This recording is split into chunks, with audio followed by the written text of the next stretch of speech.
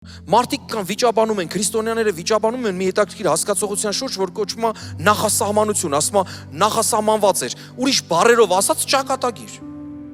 Մարդիկ կան ասում են, դե իմ կյանքը սենց դասավորվեց, որովհետև ճակատագիր էր, Աստված տենց էր գրել։ Ինչ է կարծում, Աստված գրել էր, որ պետք է ինչ-որ մեկը ինքնասպանությունը վերջացնի իր կյանքը։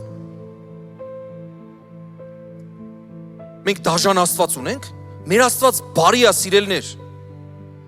Ճիշտ պատասխանն է ամեն ժամանակ։